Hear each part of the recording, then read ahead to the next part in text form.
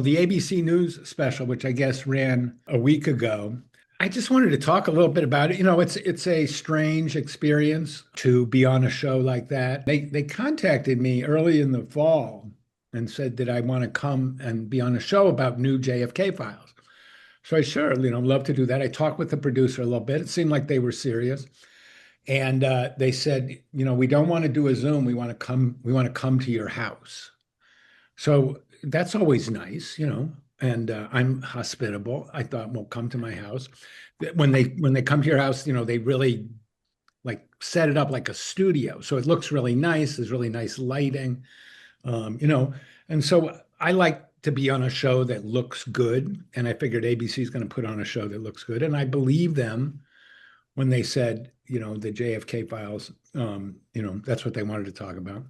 So, in retrospect, I wonder, was that naive? I didn't have high expectations, but I did have some expectations. So when I saw the show, I mean, you know, uh, it's terrible. I mean, journalistically defunct, not balanced, out of date, inaccurate.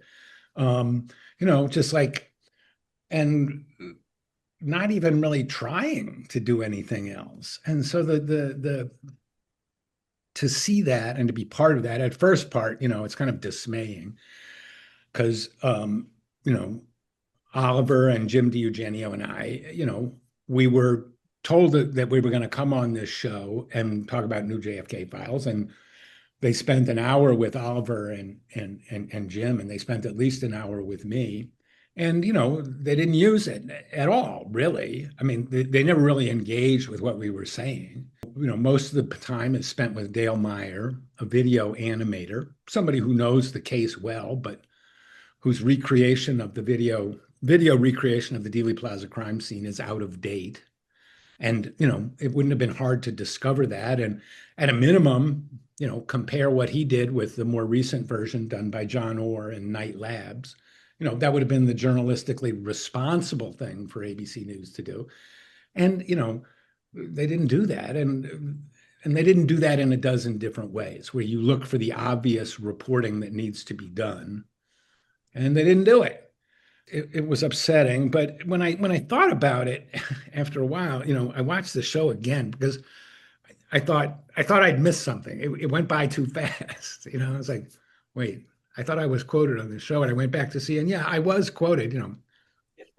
3 seconds. Yeah, like I should time it and see what it was because the comparison of how much time they spent with me to how much time they put me on the air, you know, it was pathetic. And I mean, and so when I went back and looked at it, I realized in a 2 hour show, I show up at 1:55.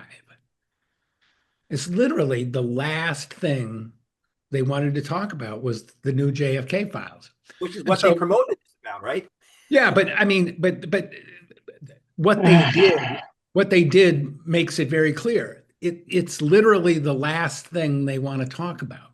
So they feel the obligation to talk about it, and that's important. Like, so if you're going to have, do poor journalism, not care about journalism, ignore the facts, ignore balance, ignore fairness, then why put me on at all? Well,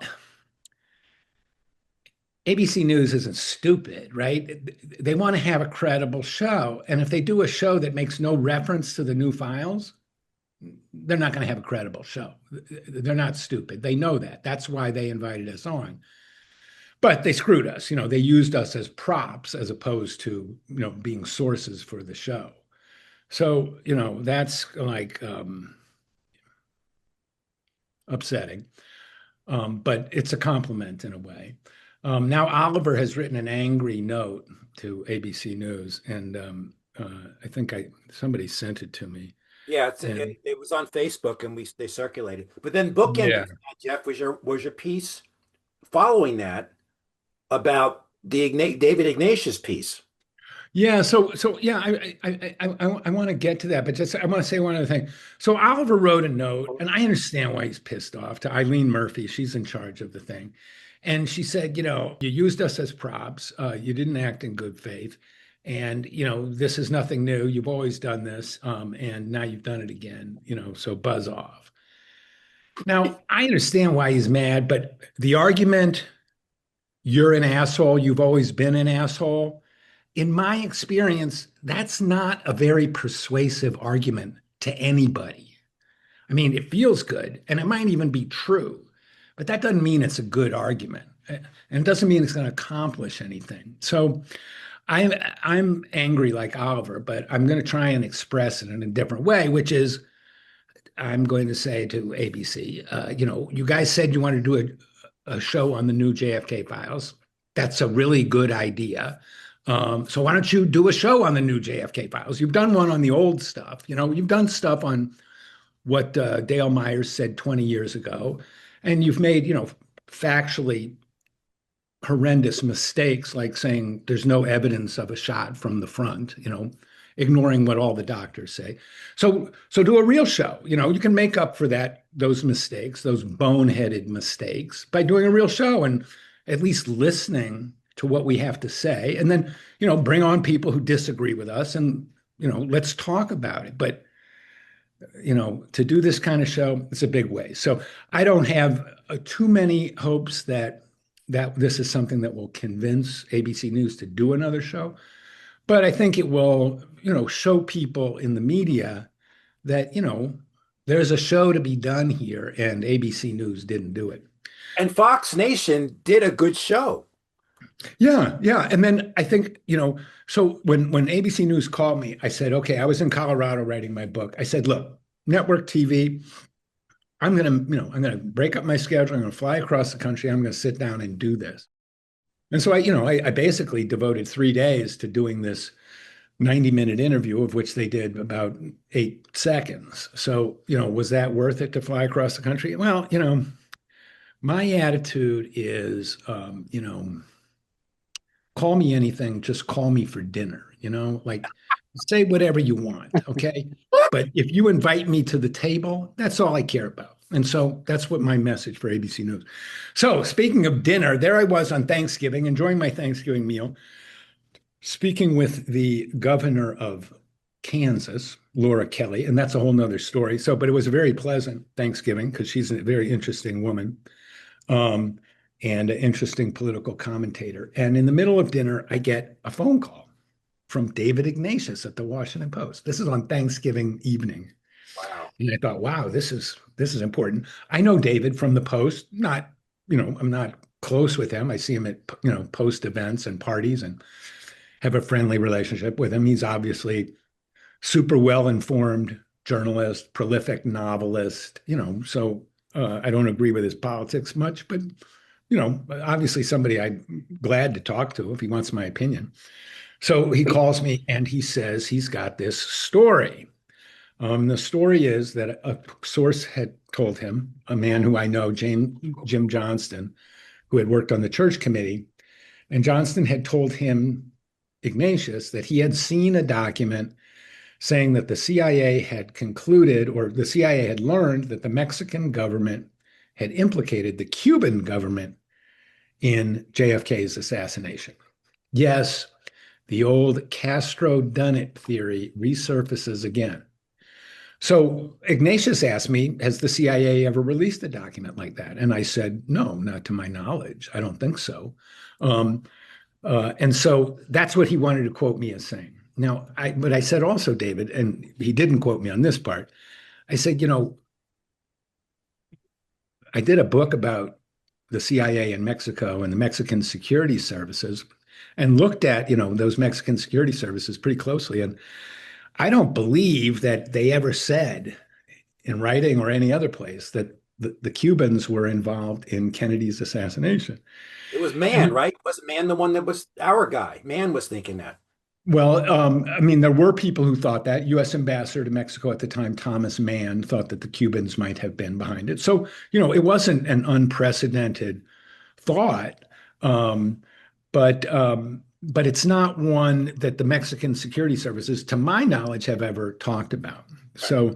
Um, so, so Ignatius runs the piece, and the quote, the quote says, And I realized what Ignatius was trying to get out of me. He didn't want to get out of me anything about the document might not exist.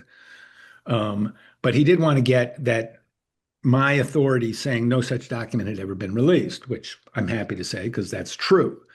Um, but it's like the ABC News thing. Why is he calling me on Thanksgiving? Like, this isn't who killed Kennedy. This isn't, the social security number of the guy on the grassy knoll. It's not like a breakthrough, but it was important to him. So I called him back the next day, talked it over. He put the quote in the story, and the story came out.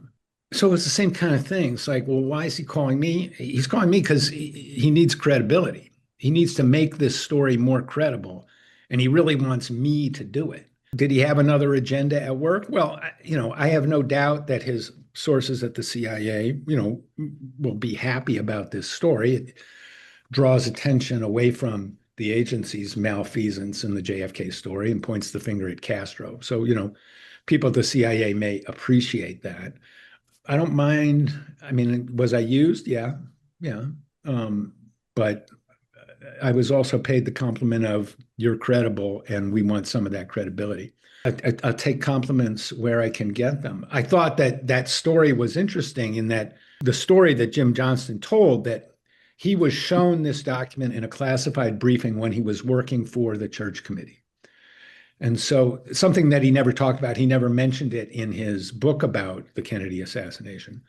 So why is he talking about it now? Well, one reason it seems to me is he's following in the footsteps of Tom Piercy, the whistleblower whose story I told, and who told a similar story. He was in a classified environment doing government work, and he saw a JFK document that had never been made public. That's a good story, and I believe Johnston. I believe he saw something.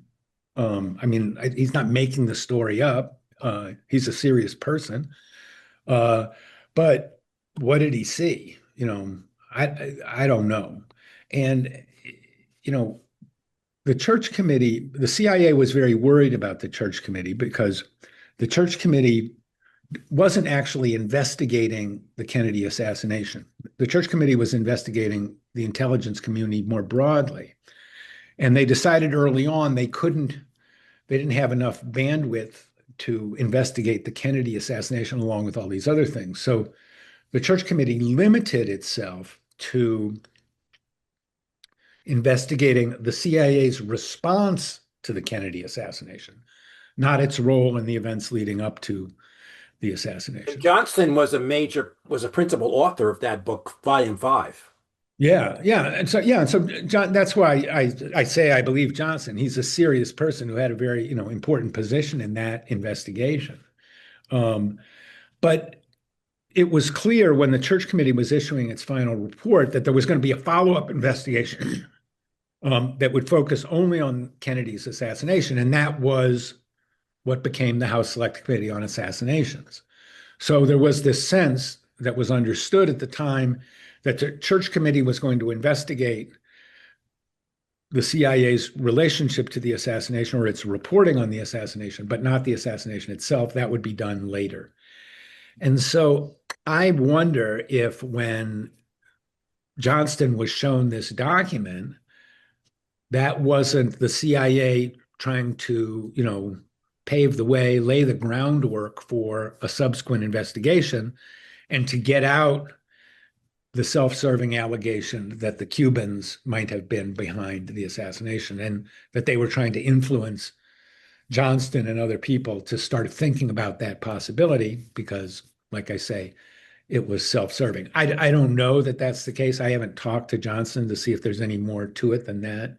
I want to, and I certainly hope that, if there is such a document, of course, it should be made public. So we'll see. But it's like the ABC News thing. Why now?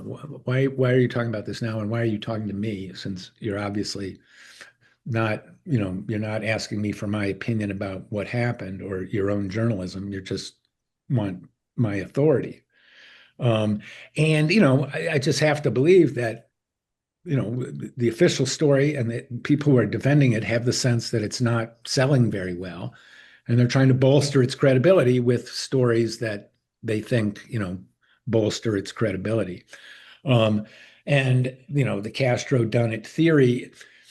The Castro done it theory is a nice middle position for people politically because it gets you off the hook of saying, one man alone killed the president for no reason. It gives the crime a political context, and it doesn't let the government off the hook. It shows some dissidence from the government, but it also distances itself from, the majority of the JFK research community, I would say.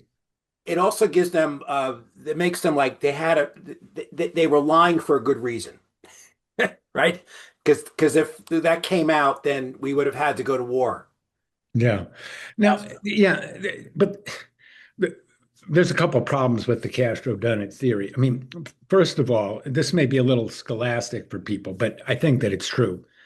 Um, you know, Fidel Castro was a dedicated Marxist-Leninist, okay?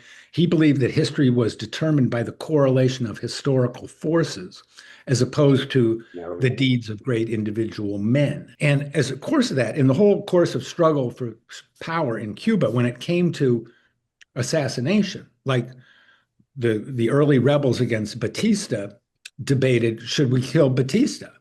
Should we assassinate him as a way of getting rid of the dictatorship? And Castro always said, no, you get rid of one man, you're not changing the system. Whereas Castro's opponents said, no, we believe in assassination. And once Castro takes power, if you look at how people talk about using political violence in the struggle for power in Cuba, you know, Castro didn't rely on assassinating his enemies to prevail. That's not to say that he wasn't ruthless and brutal. He definitely was. But he used socialist legality. He used the socialist system that he had created to prosecute his enemies and to punish them, and sometimes to put them to death. He did not go out and assassinate them on the street. And so that's one point. Now you can say, well, Castro, he's a mean guy, he's a bad guy, he would do anything, so you can't trust him, et cetera, et cetera, et cetera. The other problem with the Castro done it theory is, to me, it's self-evident that nobody at the CIA believes it. Nobody. The CIA has never issued a finding or a paper that says here's the case for Cuban involvement in Kennedy's assassination. It has never happened. No investigative committee has ever reached that conclusion. So you have some authors who have done it, and you have these periodic stories that pop up. Oh, people, sources somewhere say that. Well, if some CIA official has credible evidence that Castro was involved in Kennedy's assassination, and that official is not producing that record under the JFK Records Act or under Trump's order, I mean, that person, if they exist, are protecting Fidel Castro or the Cuban government from being held accountable for a heinous crime. No such CIA official has never done that. And in fact, Jeff, Donald Heath, that's what Donald Heath did. He went down to Miami to determine were the exiles involved, were the pro-Castro Cubans involved? That's Yeah, what exactly. So nobody at the CIA thought that this was a possibility, and are there pro-Castro officials working at the CIA today hiding evidence of Castro's involvement in Kennedy's assassination? I doubt it. I mean, it doesn't strike pro-Castro officials at the CIA. No, I don't believe that. I mean, that are withholding credible evidence in the Kennedy assassination. So, when you push the Castro done it argument, I mean, there's not a lot there. There just isn't. it was And DRE, it was DRE and John Martino and Frank Sturgis who started that story in the days after the assassination. yeah, and this is something that, Dan Hardway said, in the wake of the assassination, his investigation showed that there were all these stories blaming the assassination on Castro, and they all came from sources cultivated by David Phillips. And Hardway asked Phillips in a pre-interview, what about that? And Phillips couldn't answer. So, that's so if you know the origins of the Castro done it theory among CIA agents, and you know how little evidence there actually is to support it, then you understand that its purpose isn't really airing this story isn't really adding a lot to the history of the assassination. It's more kind of a diversion or a rhetorical tactic to change the discussion. It's So a limited and modified hangout, as we used to say. yeah, yeah. I mean, but the thing about a modified limited hangout is usually it has some truth to it, Yeah, right? that's You, true. t- Yeah. you tell a little bit of truth to hide a lot. But as a modified limited hangout, this doesn't even, the Castro done it theory doesn't even have very much truth to it, so it doesn't even really work as a modified limited hangout because it's way too modified. It's more hangout than limited. I So think also we have to say that, you know, we have to admit that the assassination was an intelligence failure, whether you believe it was a conspiracy or not. But if it was an intelligence failure and let's say Cuba did it, Castro did it, then we go into the phase of, well, during the Cold War, when Cuba had a superpower as an ally in the Soviet Union, the CIA had an incentive to suppress its intelligence failure, knowing that Cuba was behind it.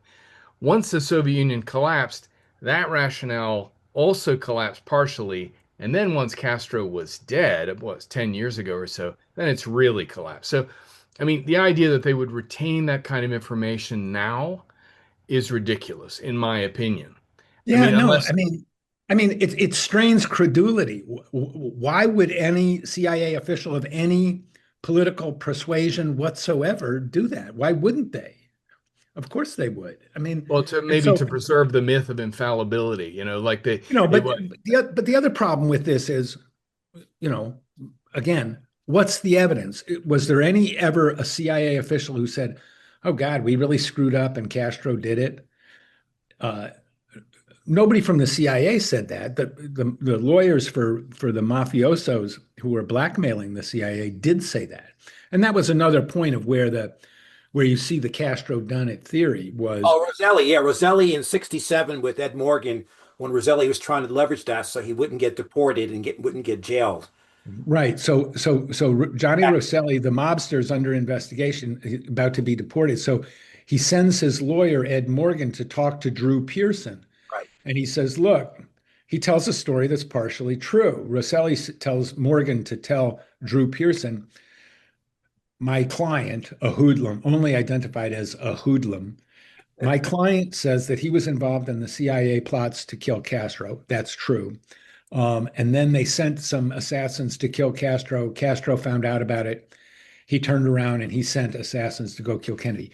That's the origin after 19. That's another origin story of the Castro done it theory. So That's from 67. a mob lawyer blackmailing the president. So what Drew Pearson does is Drew Pearson goes to Earl Warren, right? He goes straight to the source and he says, what do you think about this story? And Earl Warren's very upset because people are already doubting his report and his dignity is offended that anybody's criticizing him.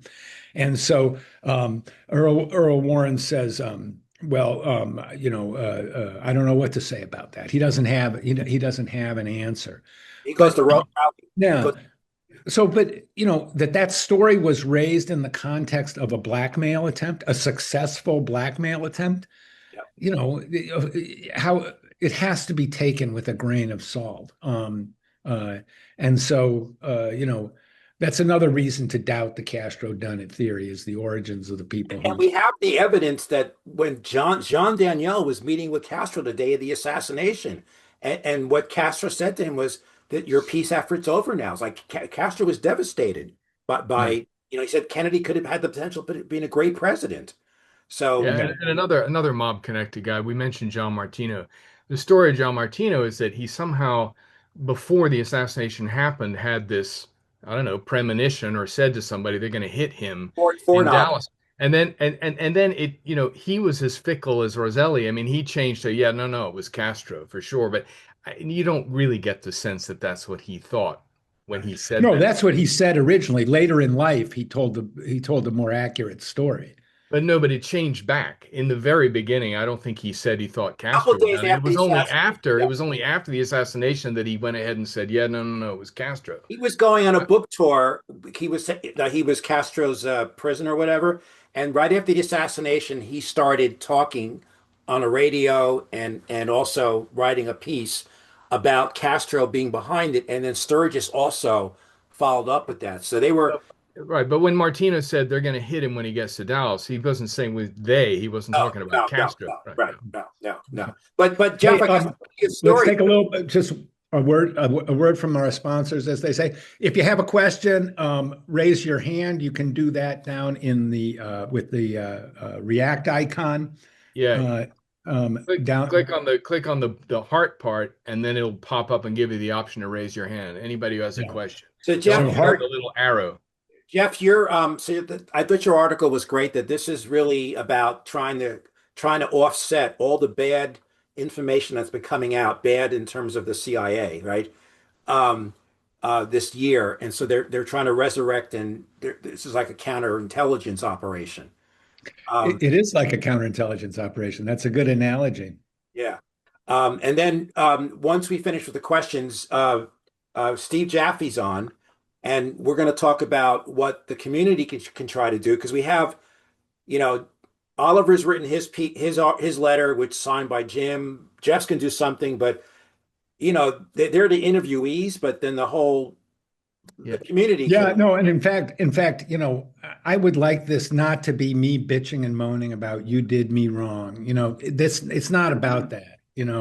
Um, and yeah, I would love to have 100 people say, look, we know this case, and that was bad journalism. That And would be convincing. what we're But it, doing is we're drafting up a letter that we're going to send to ABC, and we're going to ask the community to. It's like a petition, but it's like a very short couple paragraphs. Chad and I drafted it up, and we're going to post it and ask people to add their name to it.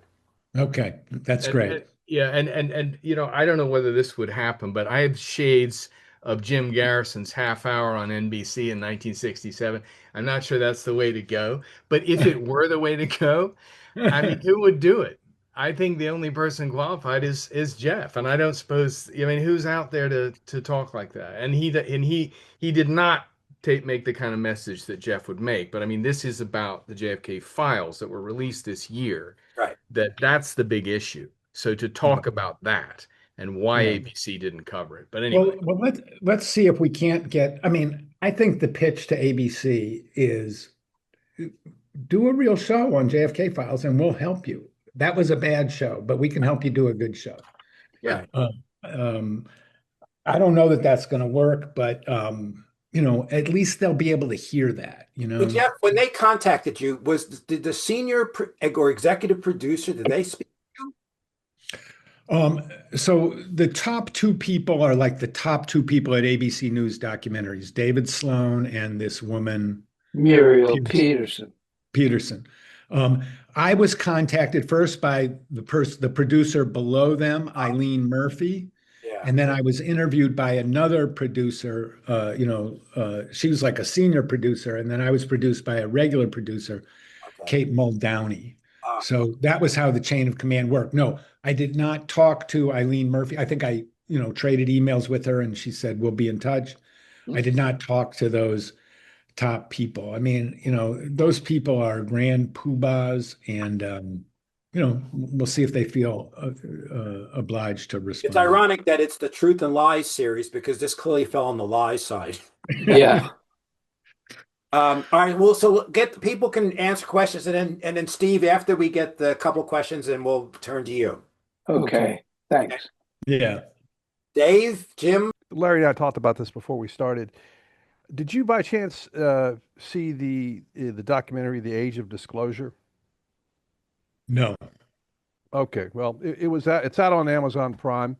It's the the post 2017 UAP story. The hearings in Congress, a lot of whistleblowers. Marco Rubio was there. The Kennedy Go to the Moon speech was featured.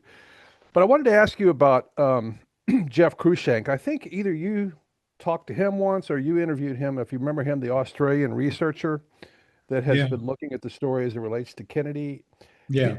Do you believe his research or any of the research around this notion of MJ12 using the CIA cryptonym versus MK for like MK Ultra, do you think this MJ12 information has any credibility whatsoever in terms of mixing stuff? I did a bunch of work on this, and I did talk to Jeff Cruikshank, who is an interesting researcher in Australia. I could never establish the validity of those documents. I pressed Jeff, where'd this stuff come from? Where is it held? And he doesn't really want to answer those questions. He wants to believe that these are authentic documents. And so I'm just kind of a stick in the mud in terms of, and I looked at the documents not in relation to JFK assassination, but I was on contract to do some research on UAP for some people and spent a lot of time with it. And so I spent some time with exactly that question of what were the MJ12 documents? What did they show? So I'm not convinced that the documents are authentic. What Jeff said, and what was interesting to me about what he said, had nothing to do with the UAP question, or not nothing, but he talked about how Kennedy had canceled some top secret national security work that involved interfering with Soviet radar systems. Correct. And this part I thought was really interesting, and that Kennedy wanted to cancel those because he felt that they increased the chances of nuclear war, of a nuclear accident. By confusing the enemy's senses, you might confuse them into believing that we were attacking them, or that a flock of birds was an incoming missile. Right. And so Kennedy canceled one of these programs in November 15th, right before the assassination. I thought that was a really interesting story. Is it related to UAP? I mean, one guy who worked on that program was convinced that the government was hiding evidence of aliens. I went back and forth with Jeff a lot on this, trying to get. I thought that story about the Palladium project was interesting, Right. but then it started coming back to, okay, so now we got to, if we're going to run this story, we got to be sure these documents are authentic, because Right. if the documents are phony, then the story is going to be BS. And so I could never establish that they were authentic. I'm interested in it, but Right. and when you ask people, well, these were documents that were made up to look to be fake, so to fake out the UAP people so that they wouldn't know that we were hiding the bodies at Roswell. I mean, it's a very Baroque argument, and Right. to me, it just didn't hold together. So, Well, so if you put those aside, there's one story in particular in one of the admirals in this story that I think it doesn't require MJ12 that Jeff has reported on, and that is one of the 7 or so nuclear tests that the Oh, U.S. that's great. conducted, including the triple prime test, which occurred at the height of the Cuban Missile Crisis. There's been a declassified video that's at the National Archives. I've seen it, that shows an Air Force video of this test. It shows this was a blast that occurred at the edge of outer space. It was an X-ray bomb. There was a trailing craft, a tag-along craft that followed the rocket. And then when the explosion occurs, there's a craft that falls from the explosion. And the research that Jeff did, and he worked with the Navy Admiral and his wife, the Admiral's wife, that was featured in this documentary, that found classified information that had been declassified about a Navy diver team that had retrieved the craft, and then a former advisor to Secretary McNamara, one of the whiz kids, Harold Malmgren, who just died in February. He has a economics daughter who's sort of verified his tweets that he was making about this. He said that Kennedy and he had asked to be briefed on this test. They were told, and this is alluded to in the documentary, that they did not have the authorized clearance, a Q clearance that DOE has, which is higher than TSSCI. And so Kennedy and Johnson and a bunch of others went to Los Alamos on December the 7th of 1962. You can go watch the video on YouTube. So there's something there about a craft from a nuclear test that happened at the height of the Cuban Missile Crisis. And then if you look at a couple of Kennedy's National Security Action Memorandums, I think it's 156 and then his last one, 271, and his speech to the UN, he's talking about collaborating with the Soviets on space. He's talking about not having war in space. He's talking about going to the moon together. And so there's a whole story there around that seems to have credibility, whether the Well, I MJ12 think the was theory is that we were reverse engineering the alien technology, and he was correct. would be willing to share it with the Russians rather than keep this That as is correct.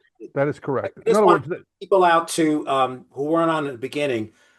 Dick Russell did a piece, a Substack called "The Age of Deception," which is really interesting, sort of what Jeff was saying, but he's tying the most recent Age of Disclosure special against the one that was done last year with Dr. Greer.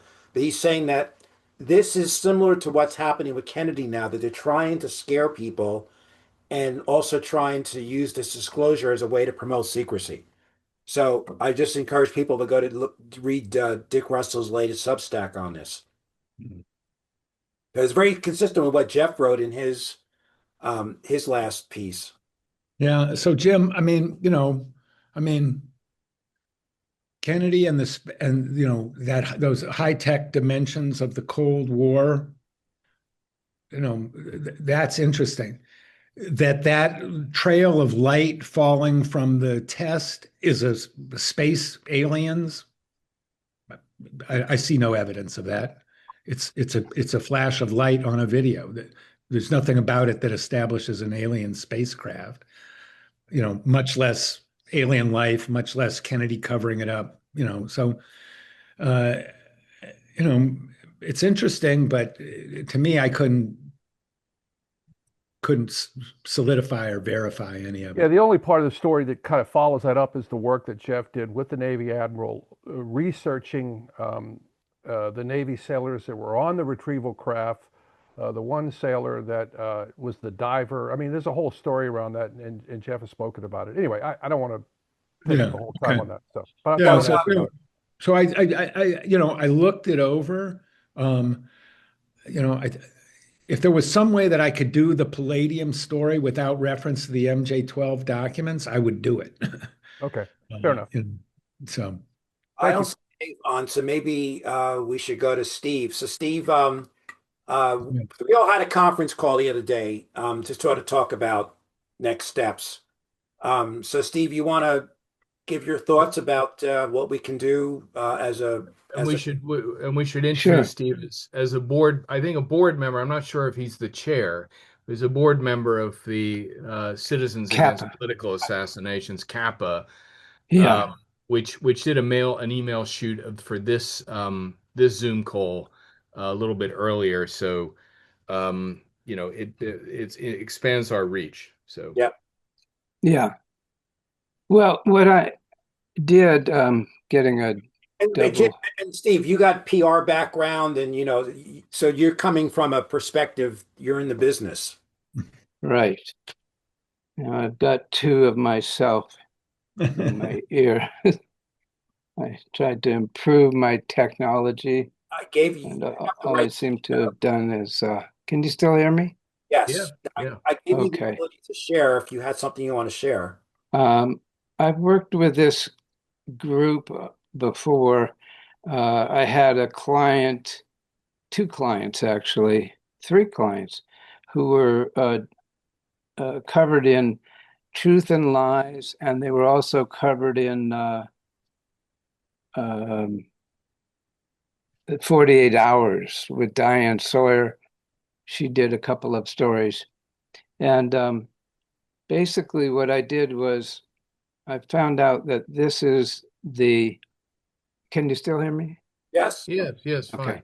This is the offshoot of that group. And Kate Muldowney, I had the name wrong before. It was Muriel Peterson. And David Sloan, who's won Emmys and Christophers and Pulitzers and all kinds of awards. But what they're really doing is they're after ratings. They're not after the truth, and the lies come easy. They What I create. wanted to do was to, They have a new uh, ABC News. let me see if I can get this technology. Just terrible at this. Get the Bluetooth off and see if I can hear you on. Hello? Yeah, the sound Oh, is fine, Steve. this Absolutely is fine. good. Okay. This is my new equipment. Okay. Um, I'm on the board of Kappa, and there is a feeling that there are a lot of people who would like to belong to an effort, a movement, but they don't know how to find the organization.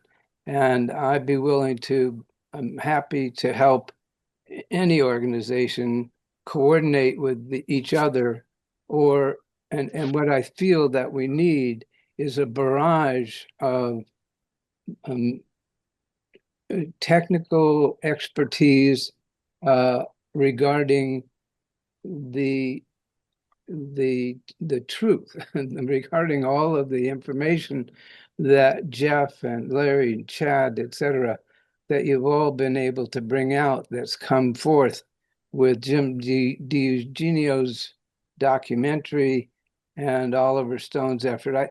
I think that we need to really focus on David Sloan, this esteemed producer at ABC.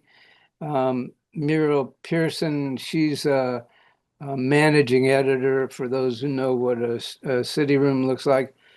Kate Muldowney did the interviews, and Eileen Murphy set them up.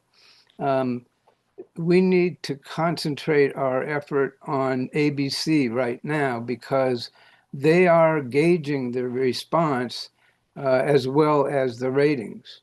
And I think that we need to contact them. I'll put a card up on Kappa so that you can reach them. And if you go to CAPA, Google CAPA JFK, you'll get to the website and we'll have that up by Monday. Steve, are you saying that we contact the executive producer or someone else at ABC? Like, are we going to David Sloan? Yeah, I think you go to David Sloan and create a problem for him. And if you want the credits, I'll post the credits of the show. But I think that all of the top four producers should get a copy of the letter to David Sloan. Okay, so I think what we should do, we have a letter that we're circulating amongst the five of us first, right?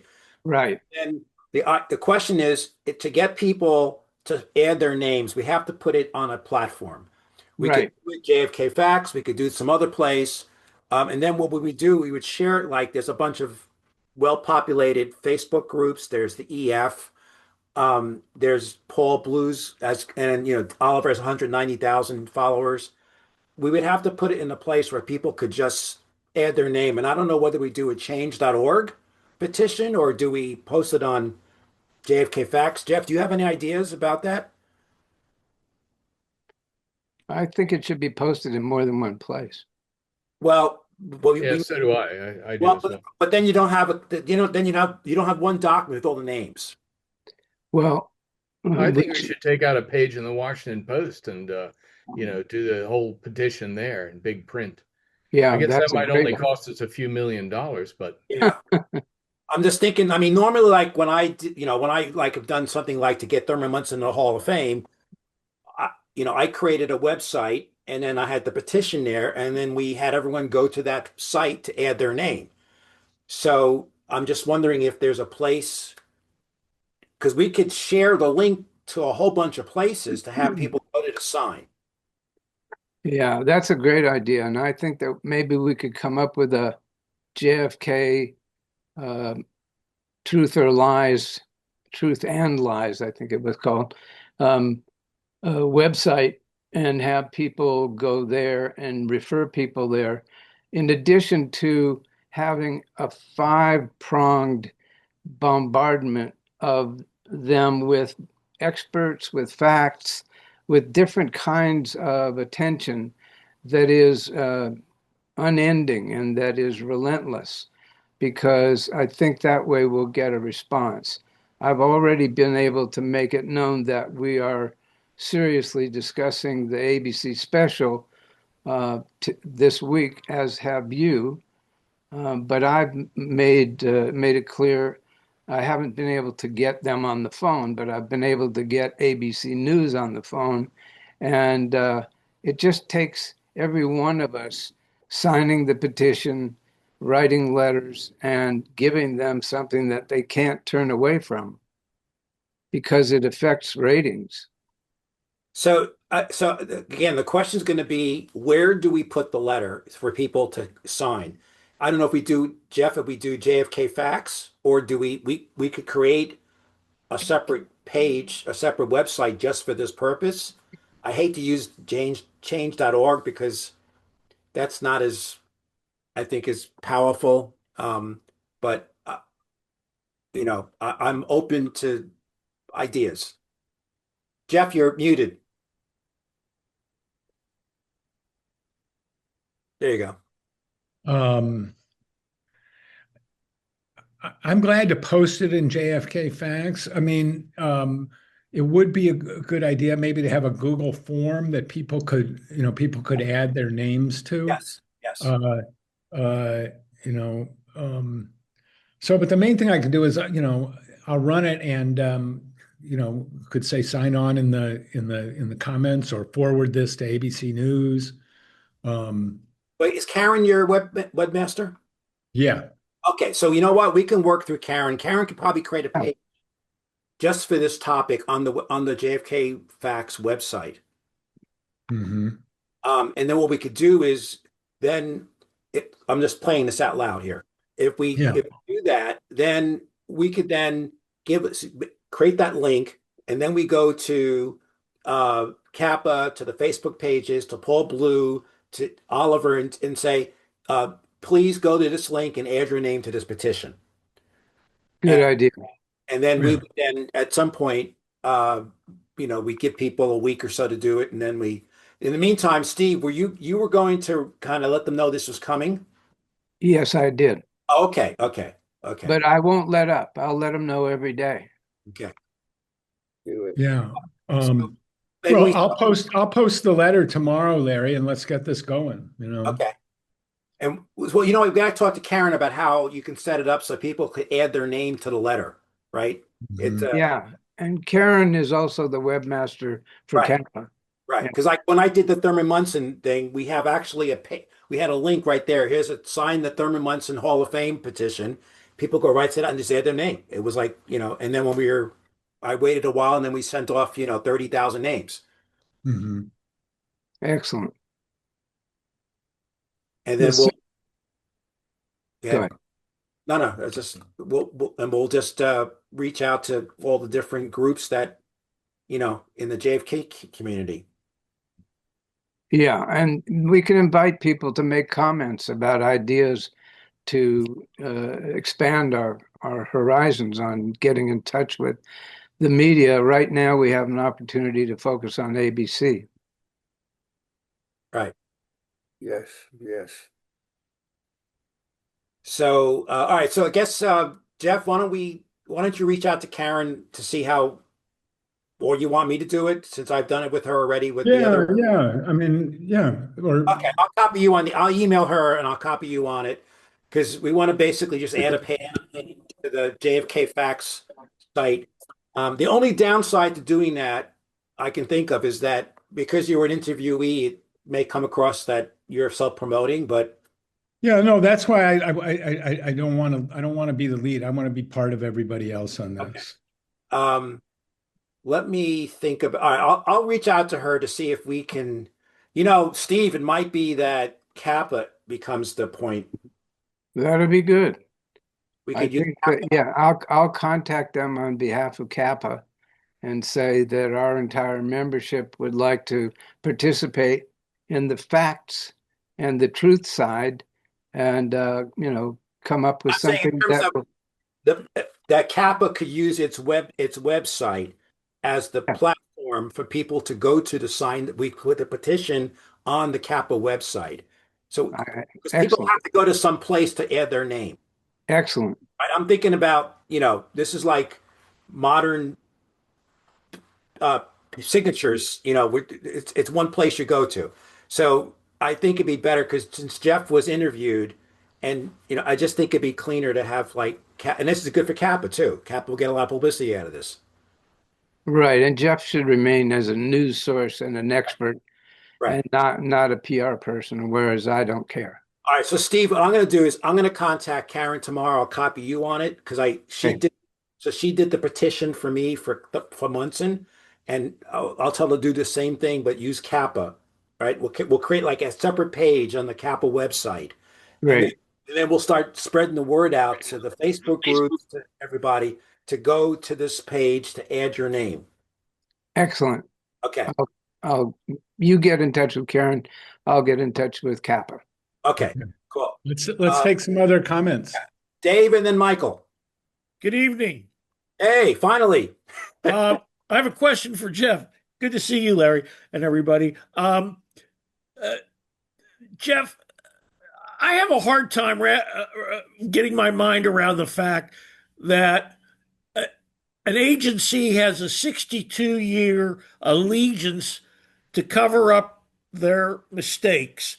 I mean, I can't fathom how a director of CIA armed with presidential executive order can't get in and find out what's going on with this case. And then my other question, part of that is, who institutionally in the CIA would be controlling their side of the story, or I should say obstructing disclosure of any relevant documents? Where does that responsibility fall within that agency? The director of operations, the chief of the operations directorate. So that's to answer your second question. That's the person who controls the classified information and who is familiar with the records. When John Ratcliffe or somebody on his staff, they don't know what CIA records to ask about. They don't know anything about the events of 1963. So they're dependent on their own memory banks to retrieve that information. Why doesn't Ratcliffe go do that? I mean, because he doesn't know where to look and he doesn't want to look. I mean, he's done a good job in responding to some of Representative Luna's requests, and that's been helpful and useful. But has he been proactive in releasing JFK records that are in the CIA's possession, that are known to exist and are still secret? No, he hasn't done that, and I don't expect that he will. He's seen some advantage in being more forthcoming, and that's great, but he doesn't know how to solve the crime, and he doesn't really want to. I have some more information about the CIA, but I'll wait till after the questions are asked because it's in response to the story about the raid, the so-called raid on the warehouse. Yeah. Michael. So does that answer your question, Dave? It does. Thank you, Jeff. So brief comment and a question.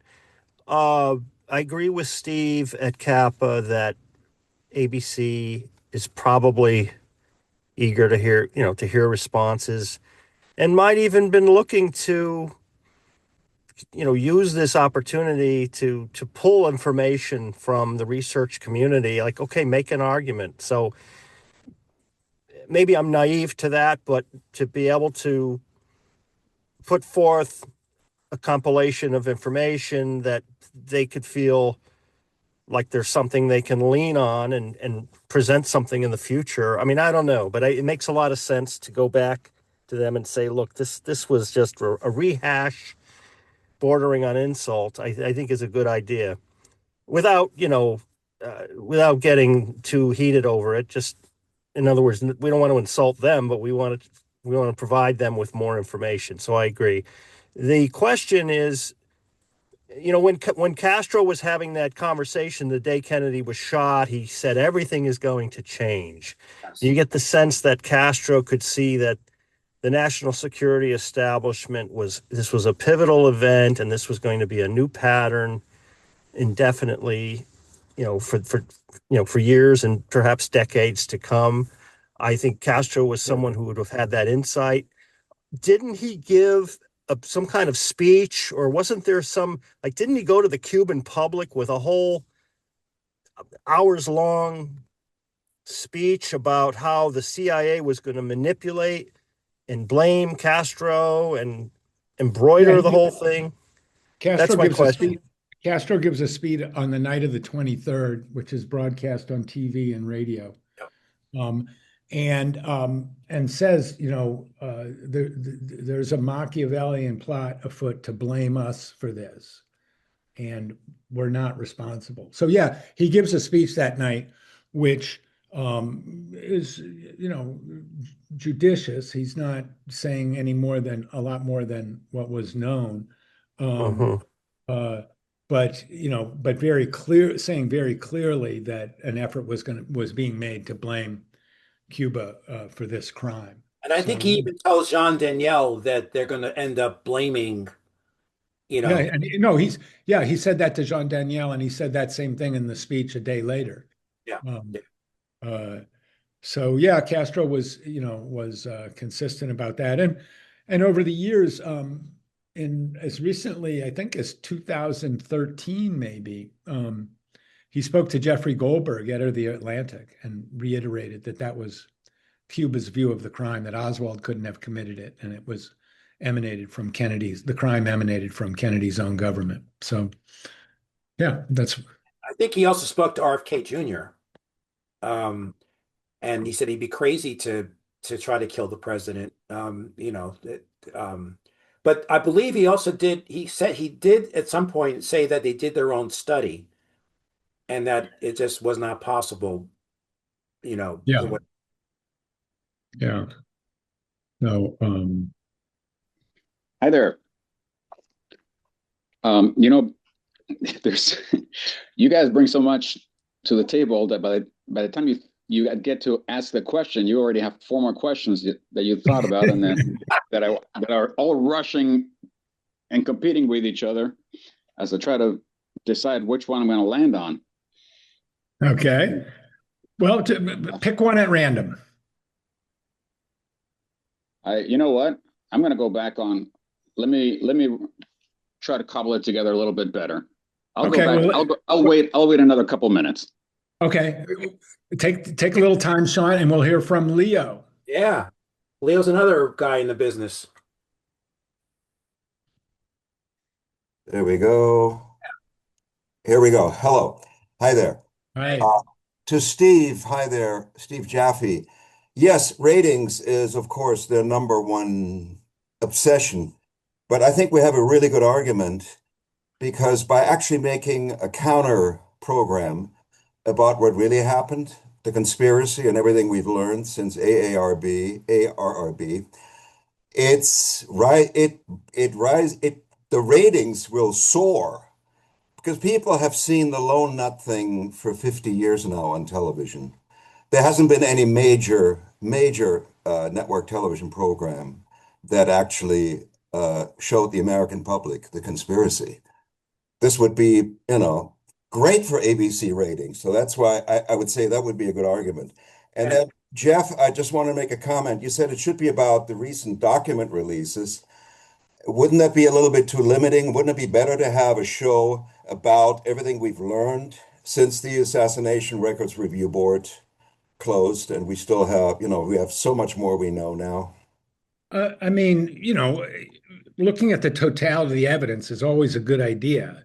When you're talking to people in the news business, I always emphasize the thing that's absolutely the newest.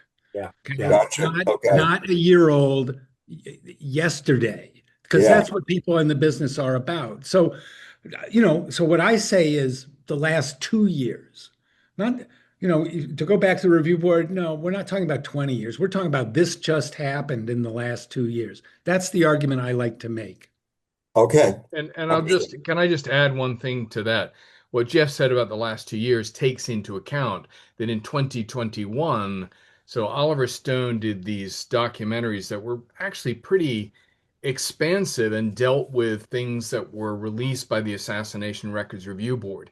But in the last 2 years, we've had, or I guess maybe two and a half, we've had the complete Oswald file declassified, and anything that would be made now would have the George Joannides personnel file as a just like a kind of having a kind of lion's share of coverage. But while the thing was being made, there would probably be more things coming out.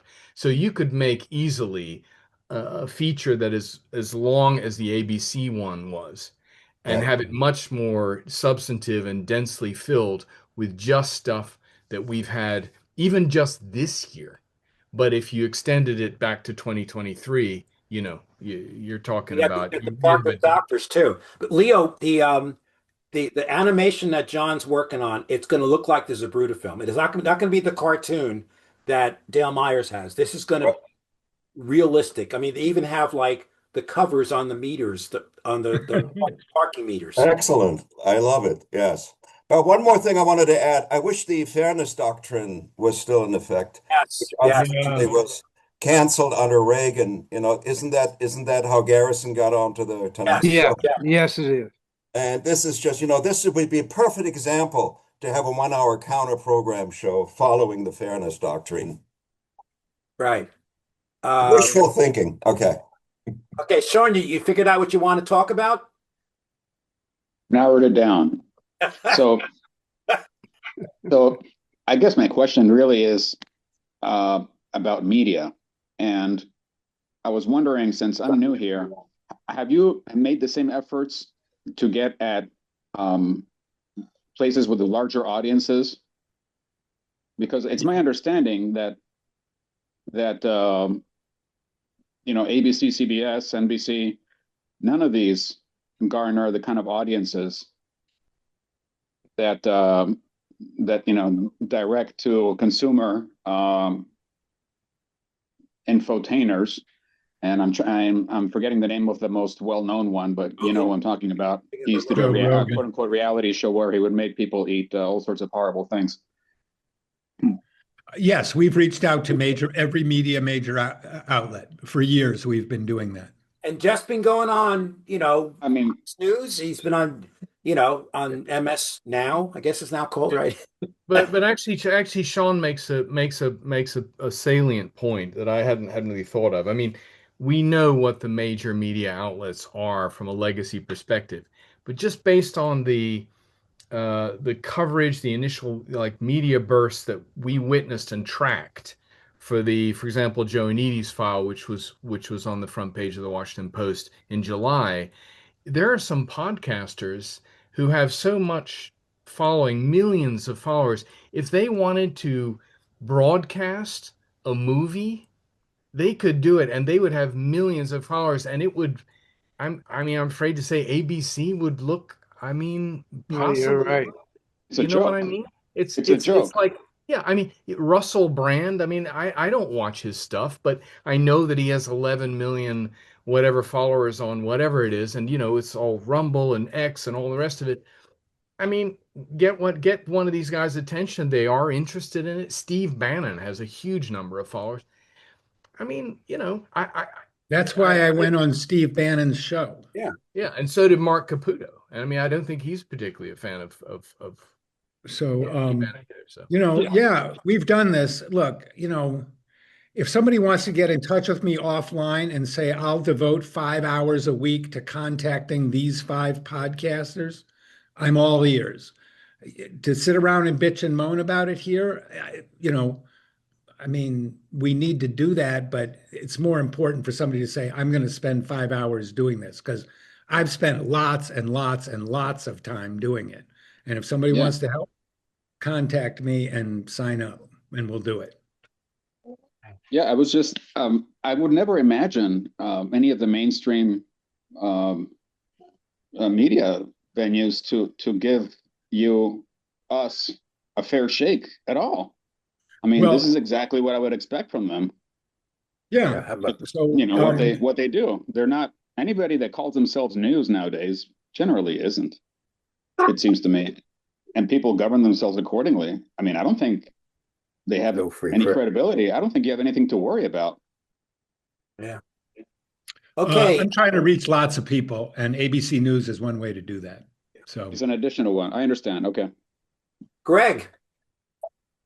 Yeah, a couple things, Jeff, and anybody else. Is there any conferences or any presentations in Dallas that somebody saw they're just must see that were really over the top? Number one, and number two, we've gotten information out of Russia and the CIA, but is there any information from Mexico City and or Cuba that we can get our hands on that or should be looking at or uh, as an angle to find out more information?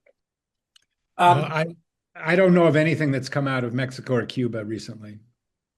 Craig Bozart had a really interesting presentation on the Z film he did some modern analytics to try to show why he thinks it's not altered. It was only a 20-minute presentation. Is that the young man, the young guy? Well, He's pretty young. he's not that young. No, no, no. Okay, I'm thinking of a different guy. Groden introduced him, and I'm going to invite him on and give him an hour because I mean it was pretty compelling. We've been going back and forth on that. That was a pretty good presentation. But I was only listening to the JFK Historical Group. I don't know what Lance. I didn't listen to any of the Lancer presentations. Uh, Michael, is that your hand up from before? Michael Terrell? I guess he asked his question. Okay. So let me just so last week we also talked about the story that dropped um, about the fact that in April DCI Gabbard had put together a team and they went to a facility, a CIA facility, to look at records. Um, I learned that actually the person who was in charge of that team was Amaryllis Fox, Bobby Kennedy's daughter-in-law. And I didn't realize this at the time, but she has 3 jobs right now. She's a member of the President's Intelligence Advisory Board. She's a deputy DNI for policy and capabilities. And she's the associate director for intelligence and international affairs for the Office of Management and Budget. And apparently, she put together this group and they went into this facility. And she's essentially the point person within the CIA now. Bobby basically embedded her into the CIA to try to get documents and get information. So I reached out to her today. What was unclear to me from the story was we had a document drop on April 3rd, but all those documents had RIF numbers.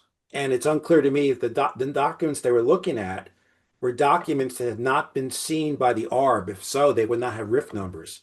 So one of my asks to her is, were these documents that they looked at, were they released in April 3rd, or are they still not released? And if not, are they going to declassification review? So Bobby gave me her email, and I reached out to her.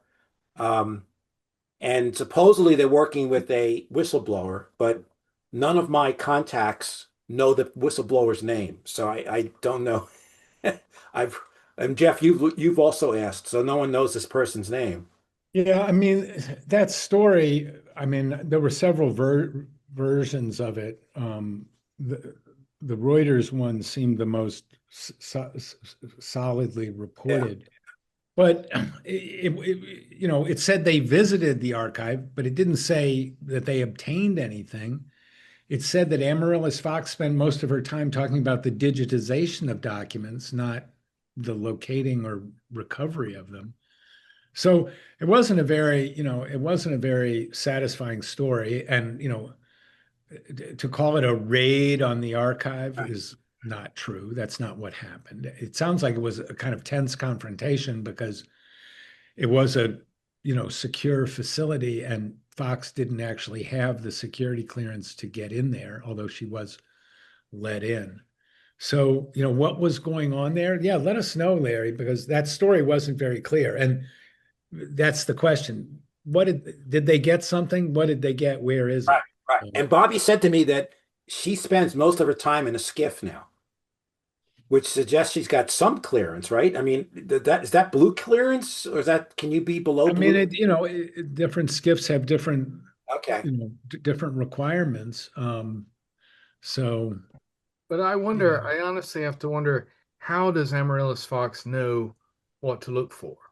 I mean, JFK Facts did a fairly kind of, I mean, it was fairly nebulous, but specific enough article in a few days after the task force was announced, which is JFK Most Wanted. It was a list of 15 files, and in each case there was a, like, in parentheses, I guess, location or where it was generally thought to be.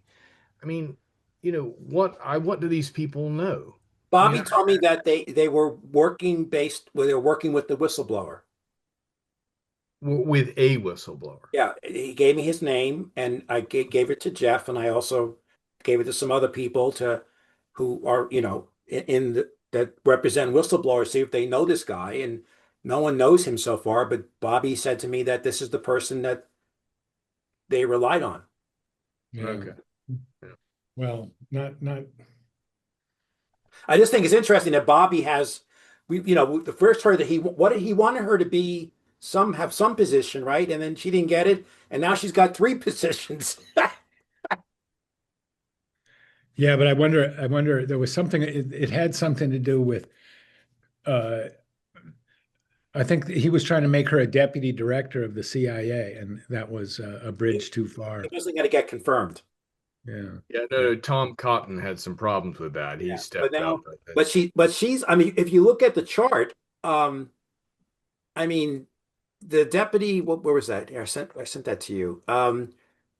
The deputy DNA for policy and capabilities that's a pretty senior position when you look at the chart. So I guess it's not something that has to be uh that you have to get confirmation for. But Yeah, anyway, but you got to remember that the deputy director of operations right. doesn't get need to be confirmed.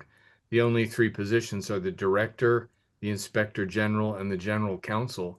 Yeah. So the deputy director, at least if you're to believe Oliver Stone's scene in Nixon, is a dog's buddy that goes and gets tea and coffee for people. But it looks like Bobby has tried to embed her into the CIA to try to. I'm reading between the Right, lines. right. Yeah, yeah, no, no, no. I think it's good. She has an OMB position that's apparently has some clout. I mean, they've done what they could, but the point is, the deputy director of operations apparently is someone named David Marlowe. If nobody knows what his face looks like, and I mean, yeah, if he's the guy with all the power, then and he's on the seventh floor or whatever it is, right? I mean, how you get to him and convince him? I mean, it's like, hey, And by look. the way, the Fox Nation piece I thought Jeff was interesting when they were showing all the scanning that was going on. They're wasting their time right now scanning the Warren Commission reports. It's like, I mean, we already have those online elsewhere. Why is NARA spending their time? They show the machines that they're using. It's like, why are they doing this? It's like, anyway. Why don't we send this woman a little roadmap of where to look and create a bridge to her directly? Well, I mean, that's why I asked Bobby if I could reach out to her, and he gave me her email address. So, I mean, that's why I'm trying to get information where they are with this. I'm not sure that every bit of Warren Commission evidence is digitized. I mean, obviously, almost all of it is. But, I was looking for something recently, which was the interview by the FBI of Guy Bannister in I don't know, it was like 4 days after the assassination. Find that online. I mean, I know kind of what it says. They didn't ask him about Oswald. They didn't ask him about 544 Camp Street. It was a very anodyne and evasive interview, but you should still be able to find it online, and it supposedly was provided to the Warren Commission. Yeah, they Where had a I, picture. They were had picture of these guys taking the volumes and scanning them. right. Well, that's silly. Yeah, That, that is definitely silly. the That is, concerns they have, that's crazy. yeah, that is silly. That is silly. Yeah. Anyway, but at least they are actively scanning documents. Just um, okay. We've Sean, is been on for an hour and 17. Sean still has his hand up. I don't that know enough, whether that's Dan? inadvertent or You have another question, Sean? I was just going to comment that they probably get paid by the hour. yeah. And folks, I know some are throwing some smack in the chat about NARA. Remember, the government was shut down for several months. So, and they have 1.5 people working on the JFK collection, right, Chad? So Yeah, there's a ton of people. I heard for some reason the number of 80 working kind of like nonstop sticks in my mind, but it could be even more. there are a I don't lot know of where they, people in that scanning room. yeah, lots of people. But so, they haven't had a chance to, I mean, nothing could happen for months because they were shut down. So, anyway, and these are JFK files. Supposedly there's going to be an MLK hearing, but as we know, there's only, Congress is going to go out on recess soon, and they have so many limited days of hearing scheduled for this month. So it's probably going to be in January. Right. Um, okay. Jeff, have you spoken to Luna's office lately? I have not. I think, James, did you have your hand up? Yeah, I did.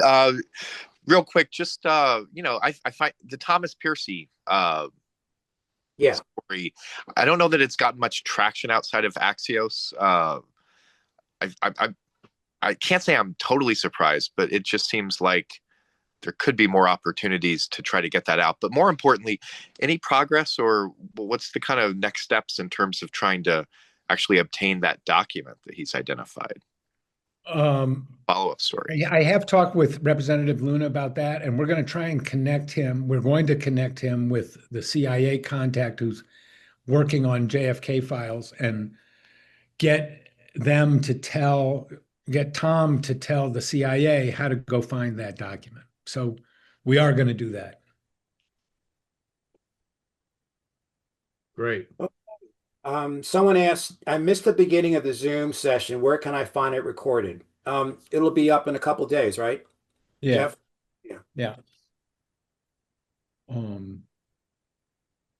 right. So unless anyone else has any questions, we managed to get 125 people without Bob Saltzman. Amazing. Well, thank you. Thank you everybody for coming.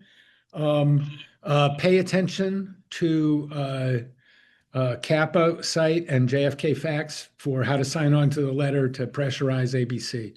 We'll be moving on that. And like Steve says, the more people they hear from, the better, because they do pay attention to ratings. Yeah, that's true. Any closing remarks, Steve? Well, in the long period of time I've been writing a book, I wanted to test some of the material that wasn't as important as the real crux of the book. But so I had a friend who is the editor and publisher of the National Enquirer, who had been after me for a long time to write some articles based on my time with Garrison. And so things like this sewer investigation that I conducted 4 o'clock in the morning. I agreed to write some articles for them. And what they said to me, and this is the tabloid area, what they said to me was that the JFK story covers got all of their 17 million readers' attention, and that that they wanted more and more. And I said, well, I have to stop because otherwise I won't have anything to put in the book. But the point I'm trying to make is that what ABC does with that Truth and Lies show is capitalize on whatever it is that gets ratings. And the Kennedy story gets ratings, and they want to do more. And so that's why it's not just the mainstream media, but specifically now that ABC has reared its head, I think that by a constant barrage and this petition, I think that we will get some good response. And I encourage everybody to stay on it. Okay. We'll Okay. keep in touch. Okay. All right. Thanks, Good night, everybody. everybody. See you next Have a week. good Hey, everybody, I wanted to call your attention to one surefire way to deepen your knowledge of the assassination of President Kennedy. And that's to read my 3 books about the CIA, a trilogy of spies that tells how the assassination actually unfolded in the eyes of CIA insiders. You see, my work on JFK's assassination is rooted not in the literature of conspiracy, but in the history of CIA operations. And that makes all the difference when it comes to understanding the events that culminated on November 22nd, 1963. You'll want to check out my 3 CIA books that tell the story of the founding generation of the Central Intelligence Agency and what 3 insiders actually thought about JFK's assassination. Meet charismatic Station Chief Winston Scott as he surveils Lee Harvey Oswald 6 weeks before Dallas. Meet urbane CIA Director Richard Helms as he fends off President Richard Nixon's attempts to blackmail him over JFK's assassination. Meet James Angleton, the ingenious, paranoid, and sinister counterintelligence chief who had controlled the agency's file on Oswald since 1959. In these books, you'll see the real historical foundation of the events that led to President Kennedy's assassination, and you'll understand this event in a much deeper way. Check out my books at jeffersonmorleybooks.com. You can buy all of these books there, as well as my other nonfiction book, Snowstorm in August. So check out the Trilogy of Spies.